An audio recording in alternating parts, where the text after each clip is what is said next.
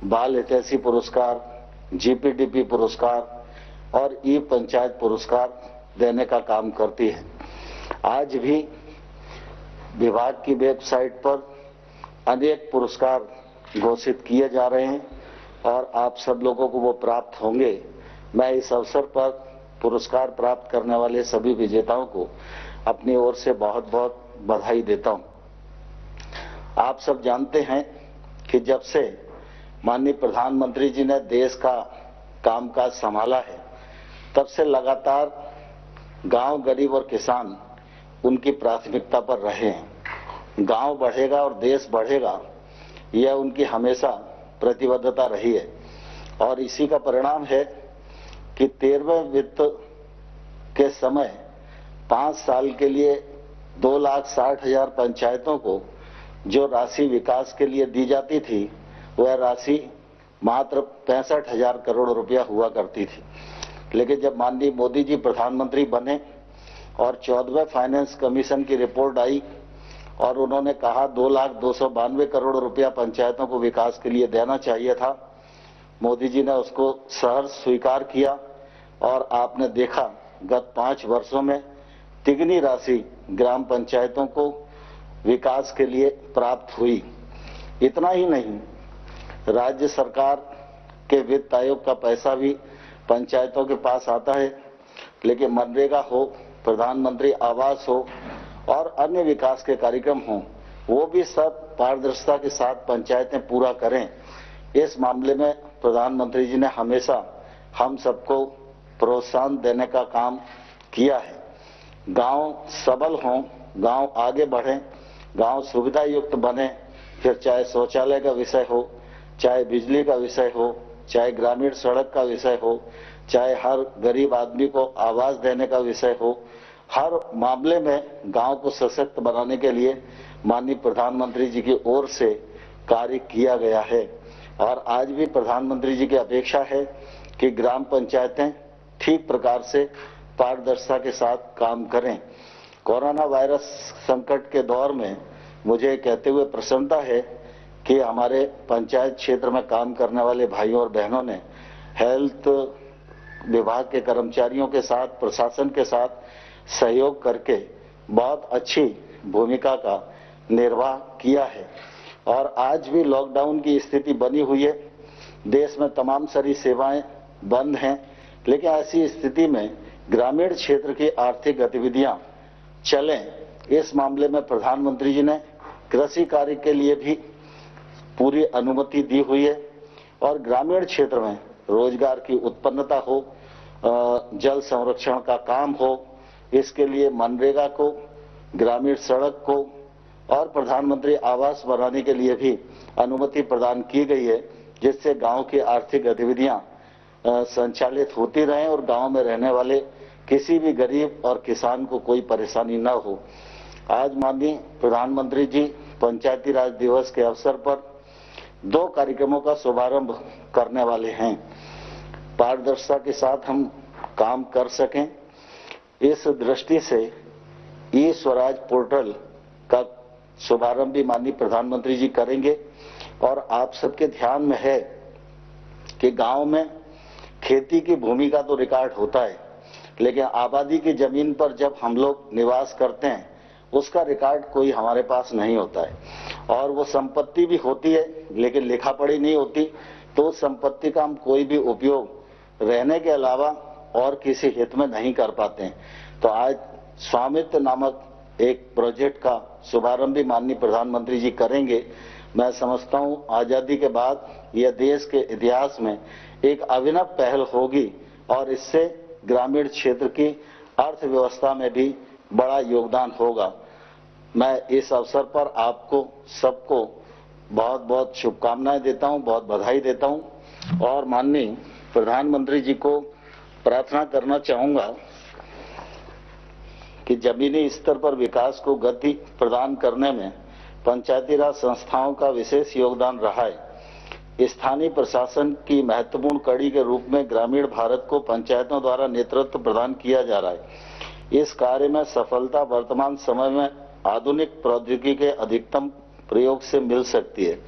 इस दिशा में मैं अब माननीय प्रधानमंत्री जी को ई ग्राम स्वराज पोर्टल नामक एक उद्घाटन के लिए आमंत्रित करता हूं। यह पोर्टल नियोजन, अनुसरण, वित्त प्रबंधन, ऑडिट की सुविधा हम सब लोग को उपलब्ध कराएगा।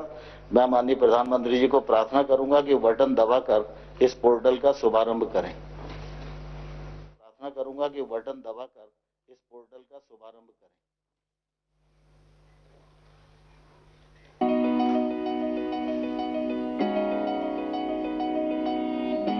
डिजिटल भारत के निर्माण हेतु सरकार ने कई कदम उठाए हैं, जैसे डिजिटल भुगतान का विस्तार, पोस्टल पेमेंट बैंक, सामान्य सेवा केंद्रों का विस्तार। इसी श्रृंखला में ग्रामीण भारत में पंचायती राज मंत्रालय की यह कड़ी पंचायतों के परिवर्तन हेतु है।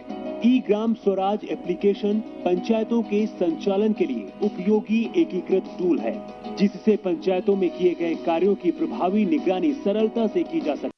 इस एप्लीकेशन से न केवल पंचायतों की गतिविधियों की रिपोर्टिंग में सुधार होगा, बल्कि योजना की व्यापकता बढ़ेगी। ई ग्राम स्वराज एप्लीकेशन से किसी भी ग्राम पंचायत की पूरी जानकारी एक ही स्थान पर मिल जाएगी, जैसे सरपंच, पंचों और पंचायत सचिव का विवरण, वित्त विवरण, परिसंपत्ति का विवरण, ग्राम पंचायत विकास योजना GPDP में की गई गतिविधियाँ, जनगणना 2011, मिशन अंत्योदय, सर्वेक्षण रिपोर्ट आदि। E Gram Swaraj application work based accounting पर केंद्रित है। इसके द्वारा GPDP में प्रस्तावित प्रत्येक गतिविधियों में किए गए हर व्यय का विवरण उपलब्ध है। योजनाओं के विश्लेषण के लिए ब्लॉक और जिला स्तर के प्रतिनिधियों के पास उत्कृष्ट जानकारी सुलभ होगी।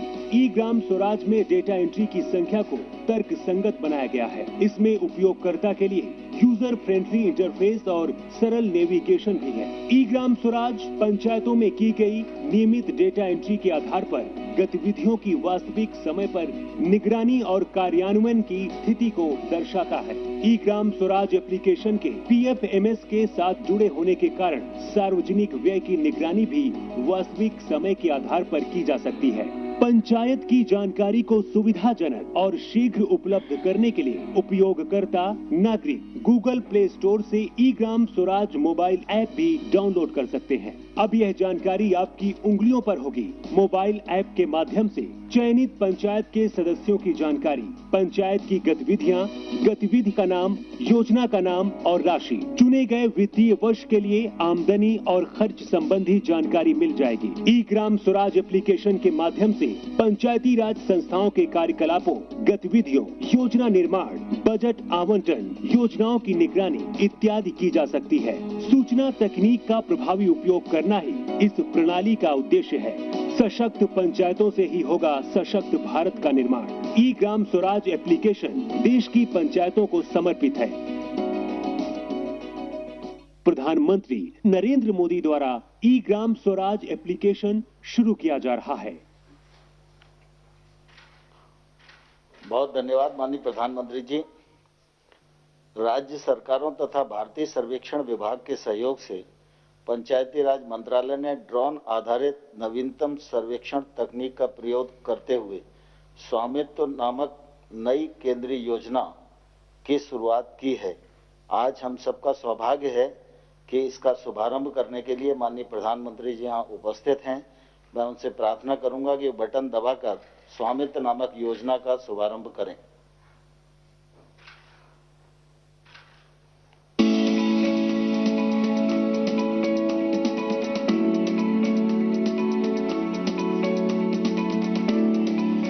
भारत की आत्मा गांव में बसती है, जहां 60% आबादी निवास करती है, लेकिन अधिकांश ग्रामीणों के पास अपनी आवासीय संपत्ति के कागजात नहीं हैं। अंग्रेजों के समय से देश के ग्रामीण क्षेत्रों की भूमि का बंदोबस्त होता रहा है, लेकिन अधिकांश राज्यों में गांव की आबादी क्षेत्रों का सर्वे और मापन संपत्ति के सत्यापन के दृष्टिकोण से नहीं हुआ है। फलस्वरूप अधिकांश ग्रामीण घरों के संपत्ति के कागजात मौजूद नहीं है। मालिकाना हक की गांव की इस जरूरत को पूरा करेगी भारत सरकार की स्वामित्व योजना। इस योजना में ग्रामीण क्षेत्रों की आवासीय भूमि की पैमाइश ड्रोन तकनीक के द्वारा की जाएगी, जो सर्वेक्षण और मापन की नवीनतम तकनीक है। इस देशव्यापी पैमाइश में भारत का पंचायती राज मंत्रालय राज्यों के पंचायती राज तथा राजस्व विभाग और भारतीय सर्वेक्षण विभाग शामिल होंगे। ड्रोन से गांव की सीमा के भीतर आने वाली प्रत्येक संपत्ति का डिजिटल रूप से नक्शा बनाया जाएगा। साथ ही प्रत्येक राजस्व खंड की सीमाओं का निर्धारण किया जाएगा।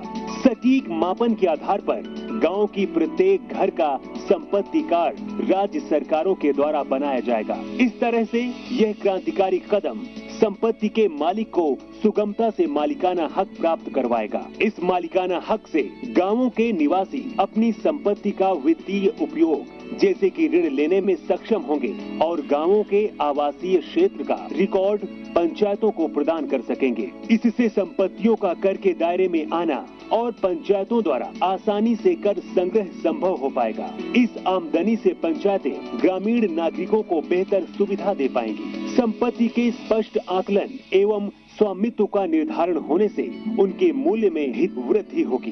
ड्रोन सर्वेक्षण तकनीक के उपयोग से ग्राम पंचायत के पास गांव का सटीक रिकॉर्ड और मानचित्र होगा, जिसका उपयोग कर वसूली में, भवन निर्माण हेतु परमिट जारी करने में, अवैध कब्जा समाप्त करने आदि के लिए किया जा सकता है।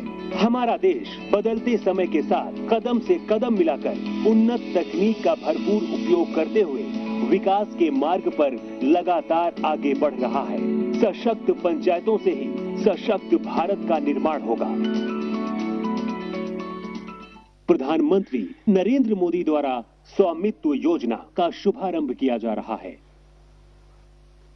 बहुत बहुत धन्यवाद माननीय प्रधानमंत्री जी। आपने ये ग्राम स्वराज पोर्टल और स्वामित्व नामक दोनों परियोजनाओं का शुभारंभ किया।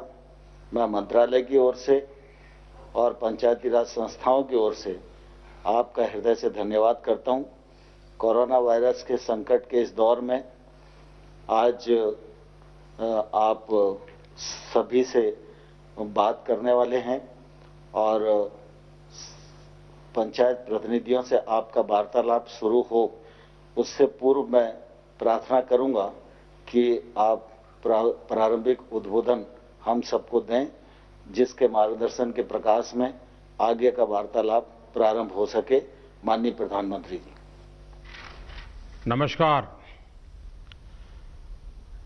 आप सभी साथियों को पंचायती राज दिवस की बहुत बहुत शुभकामनाएं। आज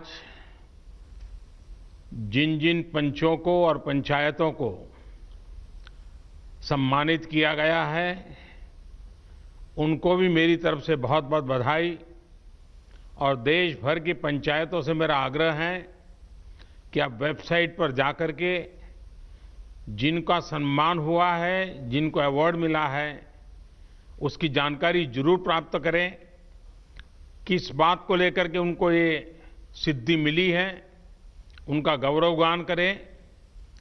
साथियों, ये कोरोना वैश्विक महामारी ने वाकई हम सभी के काम करने के तरीके को बहुत बदल दिया है। पहले हम लोग किसी कार्यक्रम में रूबरू मिलते थे, आमने सामने मिलते थे, बातें करते थे, लेकिन आज वही कार्यक्रम वीडियो कॉन्फ्रेंस के माध्यम से करना पड़ रहा है। इस वक्त देश भर के लाखों सरपंच और पंचायत सदस्य टेक्नोलॉजी के माध्यम से जुड़े हुए हैं। मैं आप सबका स्वागत करता हूं, आप सबको बहुत बहुत अभिनंदन करता हूं। आज अनेक पंचायतों को अच्छे कार्यों के लिए पुरस्कार भी मिले हैं। पुरस्कार विजेता सभी पंचायतों को, जनप्रतिनिधियों को भी अनेक अनेक शुभकामनाएं और बहुत बहुत बधाई, और उस गांव वालों को भी बधाई। साथियों, पंचायती राज दिवस गांव तक सुराज पहुंचाने के हमारे संकल्प को दोहराने का एक अवसर होता है और कोरोना संकट के इस दौर में इस संकल्प की प्रासंगिकता तो अनेक गुना बढ़ गई है। ये सही है कि कोरोना महामारी ने हमारे लिए अनेक प्रकार की नई नई मुसीबतें पैदा की है। जिन मुसीबतों को न कभी सोचा था, न कल्पना की थी, न कभी कोई सोच सकता है, ऐसी ऐसी मुसीबतें। लेकिन इससे भी बड़ी बात यह है कि इस महामारी ने हमें एक नई शिक्षा भी दी है, एक नया संदेश भी दिया है। आज इस कार्यक्रम के माध्यम से मैं हिंदुस्तान के सभी नागरिक, चाहे वो गांव में हो या शहर में, उन सब तक एक बहुत महत्वपूर्ण संदेश भी देना चाहता हूं। साथियों, कोरोना संकट ने अपना सबसे बड़ा संदेश, अपना सबसे बड़ा सबक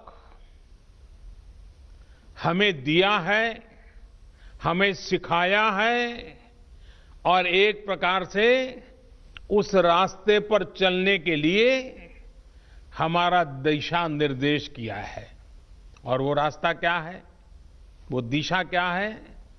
इस कोरोना संकट से हमने अनुभव में पाया है कि अब हमें आत्मनिर्भर बनना ही पड़ेगा। बिना आत्मनिर्भर बने ऐसे संकटों को झेल पाना भी मुश्किल हो जाएगा। गांव अपने स्तर पर अपनी मूलभूत आवश्यकताओं के लिए आत्मनिर्भर बने, जिला अपने स्तर पर, राज्य अपने स्तर पर, और इसी तरह हमारा ये पूरा हिंदुस्तान कैसे आत्मनिर्भर बने, अपनी आवश्यकताओं की पूर्ति के लिए हमें कभी भी बाहर का मुंह नहीं देखना पड़े, ये तय करने का ये सबक हमें सीखा है। भारत में ये विचार सदियों से रहा है, लेकिन आज बदली हुई परिस्थितियों ने हमें फिर से याद दिलाया है, आत्मनिर्भर बनो, आत्मनिर्भर बनो, आत्मनिर्भर बनो। हमारे देश की ग्राम पंचायतों की इसमें बहुत बड़ी भूमिका है। मजबूत पंचायतें आत्मनिर्भर गांव का भी आधार है और इसलिए पंचायत की व्यवस्था जितनी मजबूत होगी, उतना ही लोकतंत्र भी मजबूत होगा और उतना ही विकास का लाभ आखिरी छोर पर बैठा हुआ उस सामान्य व्यक्ति तक पहुंचेगा। साथियों, इसी सोच के साथ सरकार ने पंचायती राज से जुड़ी व्यवस्थाओं को, इंफ्रास्ट्रक्चर को आधुनिक बनाने के लिए निरंतर काम किया है। वरना 5-6 साल पहले एक दौर वो भी था जब देश की 100 से भी कम पंचायतें ब्रॉडबैंड कनेक्टिविटी से जुड़ी थी। आज 1.25 लाख से ज्यादा पंचायतों तक ब्रॉडबैंड पहुंच चुका है। इतना ही नहीं, गांवों में कॉमन सर्विस सेंटरों की संख्या भी 3 लाख को पार कर रही है। सरकार ने भारत में ही मोबाइल बनाने का जो अभियान चलाया हुआ है, उसी का नतीजा है कि आज गांव-गांव तक कम कीमत वाले स्मार्टफोन पहुंच चुके हैं। ये जो आज इतने बड़े पैमाने पर वीडियो कॉन्फ्रेंस हो रही है, लाखों लोग जुड़े हैं, इसमें इन सारी बातों का बहुत बड़ा योगदान है। साथियों, गांव के इंफ्रास्ट्रक्चर को मजबूत करने के लिए, शहरों और गांवों में दूरी को कम करने के लिए आज सरकार द्वारा 2 बड़े प्रोजेक्ट शुरू किए गए हैं। अभी जो वीडियो फिल्म चल रही है, उसमें आपने देखा है, एक है ई ग्राम स्वराज और दूसरा ऐप है, और दूसरी ऐप की विशेषता है हर ग्रामवासी के लिए उसमें स्वामित्व योजना की शुरुआत। ई ग्राम स्वराज यानी simplified work based accounting application for Panchayati Raj. ये एक प्रकार से ग्राम पंचायतों के संपूर्ण डिजिटलीकरण की तरफ एक बड़ा कदम है। ये भविष्य में ग्राम पंचायत के अलग अलग कामों का लेखा जोखा रखने वाला सिंगल प्लेटफॉर्म बनेगा। अब अलग अलग एप्लीकेशंस में अलग अलग काम करने की कोई जरूरत आपको नहीं पड़ेगी। जैसा अभी बताया गया, इस पोर्टल पर, इस ऐप पर पंचायत के विकास कार्य की डिटेल, उससे लेकर के उसके लिए तय किए गए फंड, उस फंड का कहां खर्च हुआ, उसकी भी जानकारियां, ये सारी बातें उसमें उपलब्ध रहेगी। इसके जरिए गांव का कोई भी नागरिक अपनी ग्राम पंचायत में क्या चल रहा है, क्या कामकाज हो रहा है, काम कहां तक पहुंचा है, सारी चीजें अपने मोबाइल पर से जान पाएगा, जानकारी रख पाएगा। इससे ग्राम पंचायतों में पारदर्शिता, ट्रांसपेरेंसी भी बढ़ेगी, रिकॉर्ड रखने का काम भी बहुत सरल हो जाएगा और प्रोजेक्ट की प्लानिंग से लेकर कंप्लीशन की प्रक्रिया भी तेज होगी। आप कल्पना कर सकते हैं, ई ग्राम स्वराज के माध्यम से आप सभी को कितनी बड़ी शक्ति मिलने जा रही है।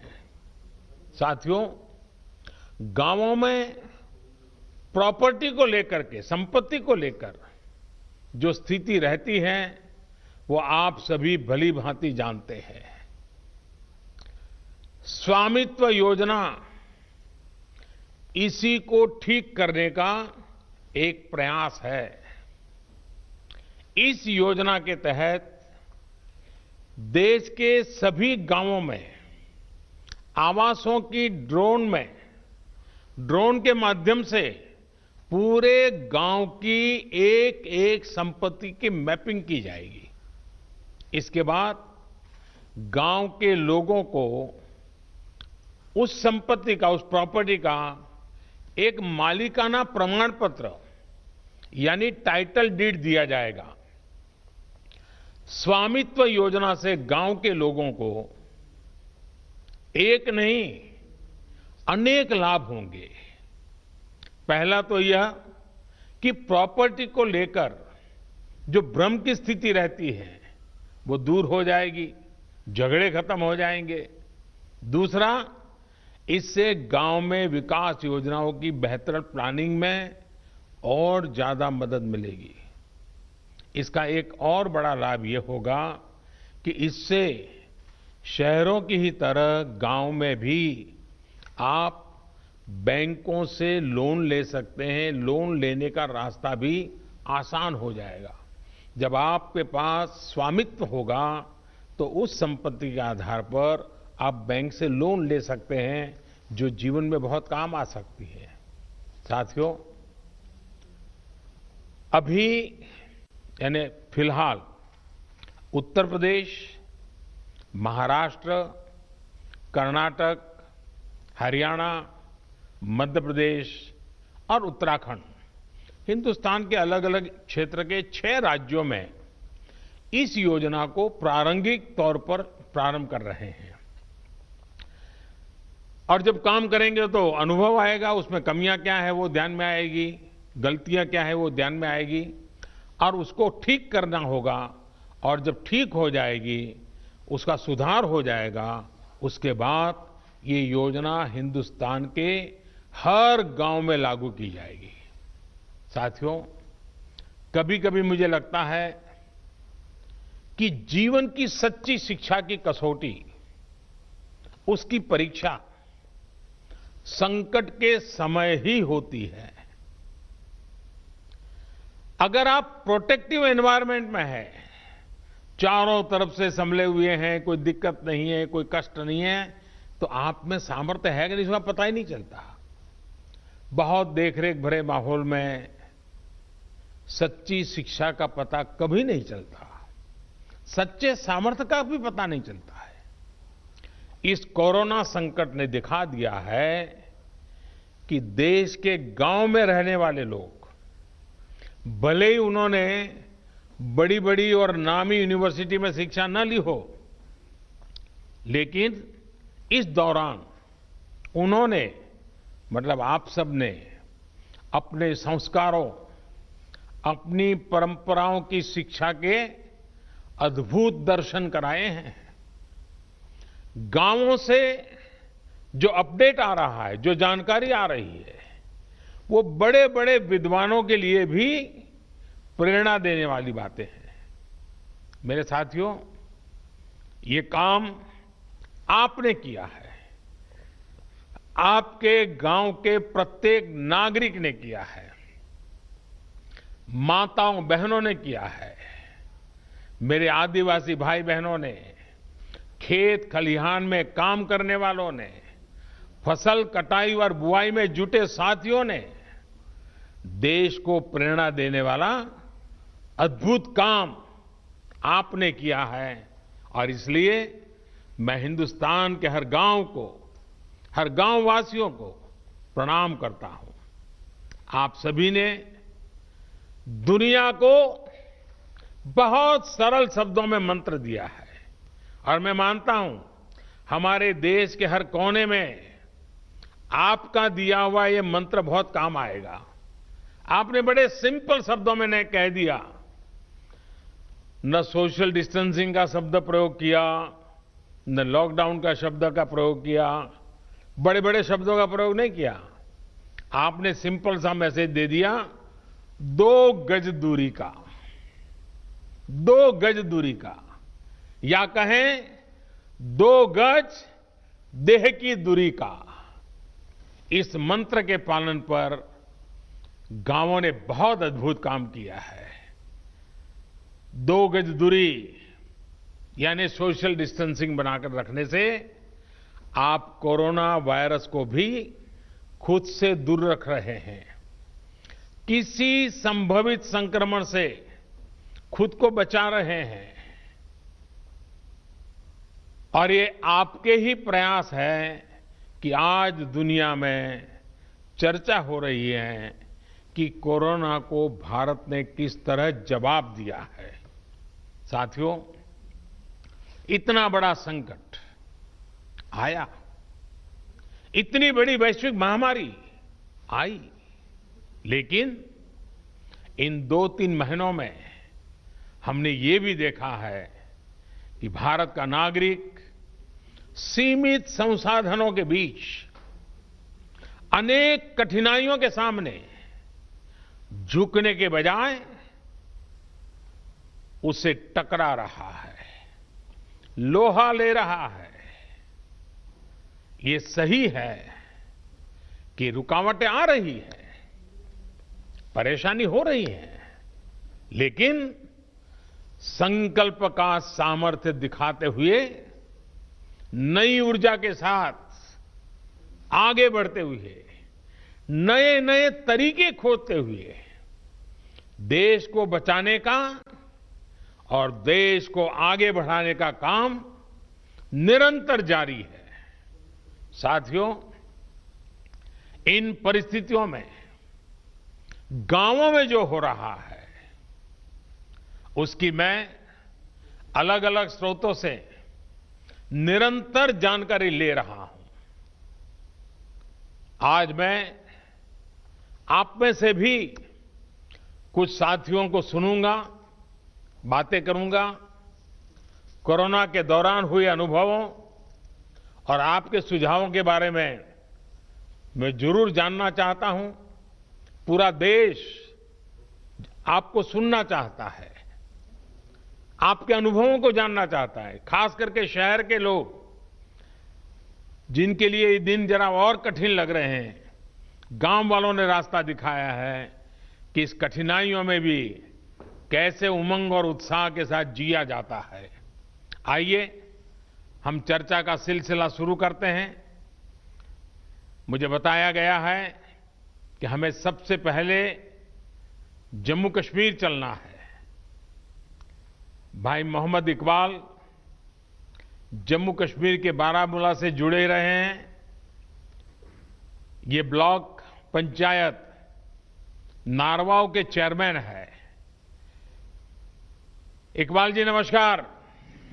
नमस्कार सर, मैं पहले जम्मू कश्मीर से डिस्ट्रिक्ट बारामूला और ब्लॉक नारवाल से आपको बहुत हार्दिक दिल से अभिनंदन करता हूं और आज इस अवसर पे जो हमारा पंचायत दिवस है इस पे मुबारकबाद देता हूं सर। हमारा यहाँ पे जो इस वक्त नारवाल में इस बार जो हम कोरोना वायरस से लड़ रहे हैं, जो आपने ऊपर से आदेश दिया है, डायरेक्शंस दी है लॉकडाउन की, उसकी इंप्लीमेंटेशन ग्राउंड पे 100% हो रही है। उसके लिए हमने तैयारियां पहले से कर रखी थी। जब आपने पहला एक दिन का लॉकडाउन किया था तो उस दिन हमने ब्लॉक लेवल जो हमारा ब्लॉक मेडिकल ऑफिसर है, हमारा आईसीडीएस है और पंचायत से हमने एक ऑर्डर निकाल दिया बीडीसी ऑफिस से। तो हमने एक मीटिंग की और उस मीटिंग में हमने तीनों डिपार्टमेंट्स को, आशा वर्कर्स, आईसीडीएस वर्कर्स और पंचायत पीआरआई मेंबर्स है, उनको ट्रेनिंग दिला दी। उनको हमने जो हमारा कोरोना वायरस को रिलेटेड जो हमारे जो प्रिवेंटिव मेजर्स उनके लिए बारे में उनको इन्फॉर्म किया। उसके बाद हमने उनको घर घर अपने ब्लॉक में भेजा। और मैं आपको एक हकीकत बता रहा हूं कि हमारे ब्लॉक में वो कोई ऐसा घर नहीं होगा जिसमें हमारी टीम, जिसमें हमारे पीआरआई, जिसमें हमारे मेडिकल और आईसीडीएस के वर्कर्स नहीं गए और हर एक फर्द को, हर एक इंडिविजुअल को अवेयर किया कि कोरोना वायरस से कैसे बचा जा सकता है। हमारे एक ब्लॉक में आज तक सिर्फ एक पॉजिटिव केस आया, लेकिन उसमें भी सबसे बड़ा रीजन ये है कि हमारी वहां पे पंचायत एस्टैब्लिश नहीं हुई है।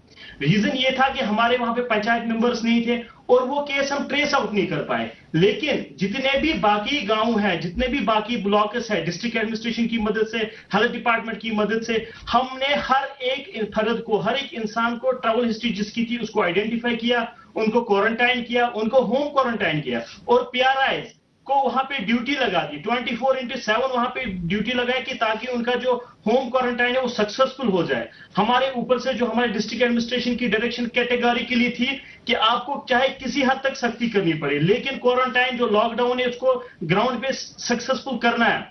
हमारे पंचायत राज एडमिनिस्ट्रेशन के जितने भी मेंबर्स हैं, हमारे डिस्ट्रिक्ट एडमिनिस्ट्रेशन की डायरेक्शन उन्होंने दी थी कि आपको ये एक्चुअली इन रियल सेंस जो लॉकडाउन सक्सेसफुल करना है वो पीआरआईएस को करना है। तो उन्होंने रोस्टर बना के वॉलंटियर्स के साथ रोड पे रह के लॉकडाउन को सक्सेसफुल किया। 2 संदेश दिए लोगों को, 2 नारे दिए, रेस्पेक्ट ऑल, सस्पेक्ट ऑल, पहला नारा था। दूसरा हमारा नारा ये था कि sir stay home, stay safe. और जब लोग इन 2 नारों पे चले, आज अल्हम्दुलिल्लाह हमारे ब्लॉक में 99% सिचुएशन अंडर कंट्रोल है sir. Thank you very much sir. आपने बातें बताई, उससे लगता है कि आप खुद फील्ड में डटे रहते हो, खुद गांव-गांव जाते हो। उसी का नतीजा है कि आप इतनी बड़ी आसानी से चीज को समझ पाए हो और आपने ह्यूमन रिसोर्स डेवलपमेंट हो, नियमों का पालन हो, बहुत बढ़िया ढंग से किया है। मुझे विश्वास है कि 2 गज की दूरी इस मंत्र को आप गांव-गांव, घर-घर और पूरे जम्मू कश्मीर को भी आपसे सीखना चाहिए। मैं आपको बधाई देता हूं, बहुत उत्तम काम किया है और आपके ब्लॉक के सभी नागरिकों को भी मेरी तरफ से मैं बहुत-बहुत बधाई देता हूं। और रमजान का महीना है तो आपने जो मेहनत की है उसके कारण रमजान का उत्सव भी, त्योहार बहुत अच्छे ढंग से नागरिक मना पाएंगे। तो आपने सचमुच में बहुत बड़ी सेवा की है। आइए जम्मू कश्मीर के बाद हम सीधे साउथ चलते हैं, कर्नाटक चलते हैं। कर्नाटक के चिक्काबल्लापुर से हमारे साथ श्री नवीन कुमार जी जुड़ रहे हैं।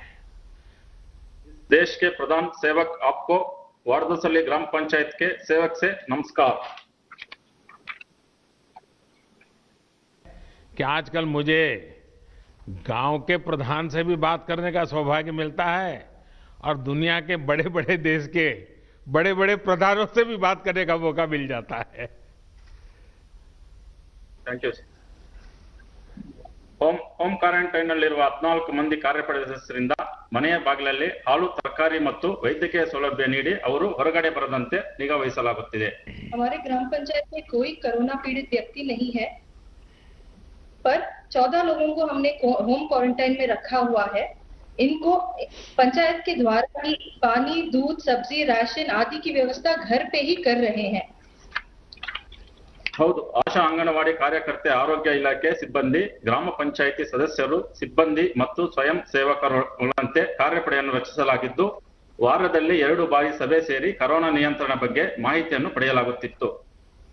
आशा, एएनएम, आंगनवाड़ी कार्यकर्ती, स्वास्थ्य विभाग के अधिकारियों और ग्राम पंचायत के सारे सदस्यों और स्टाफ का एक टास्क फोर्स रचा गया है। हर हफ्ते में 2 बार बैठक बुलाकर कोरोना कैसे रोकें और इसके अड़ी क्या-क्या कोशिश कर सकते हैं इसके बारे में चर्चा चलती है। आईसी, सोशल डिस्टेंसिंग और सैनिटेशन के काम अच्छे से चल रहे हैं। ಪ್ರಧಾನಮಂತ್ರಿ ಗರೀಬ್ ಕಲ್ಯಾಣ್ ಯೋಜನೆ ಅಡಿಯಲ್ಲಿ 2301, ಪ್ರಧಾನಮಂತ್ರಿ ಕಿಸಾನ್ ಸನ್ಮಾನ್ ಯೋಜನೆ ಅಡಿಯಲ್ಲಿ 1480, ಉಜ್ವಲ್ ಯೋಜನೆ ಅಡಿಯಲ್ಲಿ 739, ವಿವಿಧ ಪಿಂಚಣಿ ಯೋಜನೆ ಅಡಿಯಲ್ಲಿ 506 ಸೇರಿದಂತೆ ಒಟ್ಟು 5026 ಫಲಾನುಭವಿಗಳಿಗೆ ಅನುಕೂಲ ಮಾಡಲಾಗಿದೆ। ये 4 योजने जो प्रधानमंत्री गरीब कल्याण योजने, प्रधानमंत्री किसान सम्मान योजने, उज्जवल योजने और विविध तरह के पेंशन योजने के तहत 5000 से ज्यादा लाभार्थियों को लाभ हुआ है। ವಿನೂತನ ಕಾರ್ಯಗಳು ಗ್ರಾಮ ಪೊಲೀಸ್ ಮೂಲಕ ಆಂಧ್ರ ಗಾಡಿ ಭಾಗದಲ್ಲಿ ಚೆಕ್ ಪೋಸ್ಟ್ ಗಳನ್ನು ನಿರ್ಮಿಸಿ ಜನರು ಓಡಾಡದಂತೆ ತಡೆಯಲಾಗುತ್ತಿದೆ। यहाँ के युवकों को प्रेरित करके ग्राम पुलिस रची हुई है। पंचायत की सीमा में चेक पोस्ट लगा के इस चौकी में ये सब ग्राम पुलिस काम कर रहे हैं। इससे लोगों का अनावश्यक संचार करना रोक डाला हुआ है।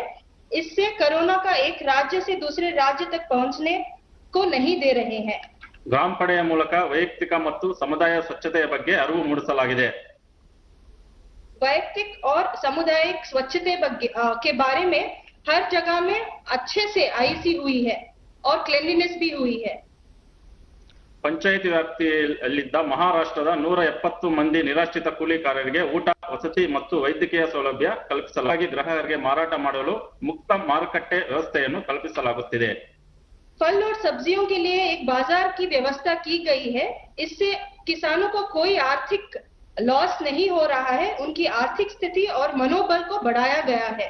ಗ್ರಾಮ ಪಂಚಾಯಿತಿಯಲ್ಲಿ ರೋಗಿಗಳಿಗೆ ಅಗತ್ಯವಿರುವ ಔಷಧಿಗಳನ್ನು ಬೆಂಗಳೂರಿನಿಂದ ತಂದು ಅವರ ಮನೆಗೆ ಬಾಗಿಲಿಗೆ ನೀಡಲಾಗುತ್ತಿದೆ। घर घर में जिन जिन को कोई भी मेडिसिन की रिक्वायरमेंट है उन्हें घर पे ही हम बैंगलोर से लाके दे रहे हैं।